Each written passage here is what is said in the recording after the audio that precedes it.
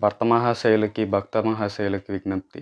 ముందుగా ఈ ఛానల్‌ని ఎవరైనా ఇంకా సబ్స్క్రైబ్ చేసుకోకపోతే ముందు సబ్స్క్రైబ్ చేసుకోండి. సో, ఎర్లీ మార్నింగ్ 8 AM షోకెళ్ళాము. మూవీ స్టార్ట్ అయింది. స్టార్టింగ్‌లోనే మన రవణ ఎంట్రీ. మూవీ స్టార్టింగ్‌లోనే ప్లాట్‌లోకి తీసుకెళ్ళిపోయారు డైరెక్టర్ కిషోర్ తిరుమల. కిషోర్ తిరుమల గారు ఒక మంచి డైరెక్టర్. 'నేను శైలజ', 'ఉన్నదొకటే జిందగీ', 'చిత్రలహరి', 'ఆడవాళ్ళు మీకు జోహార్లు' ఇలాంటి మంచి మంచి మూవీస్ తీశారాయన.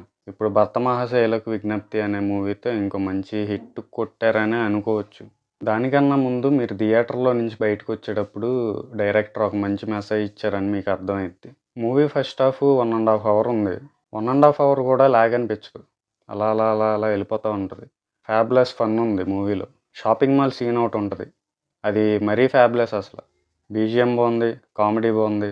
ఫస్ట్ హాఫ్‌లో సాంగ్స్ కూడా బావున్నాయి. సిచ్యుయేషన్ తగ్గట్టు వస్తాయి సాంగ్స్. సెకండ్ హాఫ్ డ్యూరేషన్ 1 అవరే ఉన్నా గానీ కొంచెం లాగ్ అనిపించింది. సాంగ్స్ కూడా అన్నెసెసరీగా వస్తూ ఉంటాయి.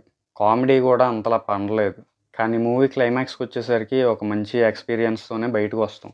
అంటే ఆ మూవీ టైటిల్‌కి వర్త్ అనిపించేలా ఏం చేశారనేది మూవీ క్లైమాక్స్‌లో చూపిస్తారు. సంక్రాంతికి వచ్చిన మూవీస్ అన్నీ ఇలాగే ఉంటున్నాయి. ఏంటో ఫస్ట్ హాఫ్ అంతా ఫుల్ ఆఫ్ కామెడీగా ఉంటుంది, బావుంటుంది. అన్నీ బావుంటున్నాయి. సెకండ్ హాఫ్ వచ్చేసరికి డల్ అయిపోతుంది. రీసెంట్‌గా 'రాజాసాబ్' అలాగే ఉంది. 'మనశంకర్ వరప్రసాద్' అలాగే ఉంది. 'భర్త మహాశయులకు విజ్ఞప్తి' కూడా అలాగే ఉంది.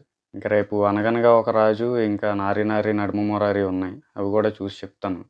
మూవీ ఫస్ట్ హాఫ్ అంతా బావుంది. సెకండ్ హాఫ్ కూడా అదే కామెడీని, అదే ఎమోషన్‌ని క్యారీ చేసుంటే బావుంది అనిపిచ్చేది. నాకు ఓవరాల్ మూవీ బానే ఉందనిపిచ్చింది.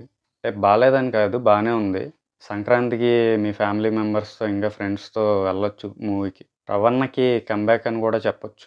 'భర్త మహాశయులకి, మిగతా మహాశయులకు విజ్ఞప్తి.' కొంచెం వెళ్ళేటప్పుడు కింద సబ్స్క్రైబ్ ఉంటది. అది కొట్టేసి ఎళ్ళండి. ప్లీజ్. బాయ్.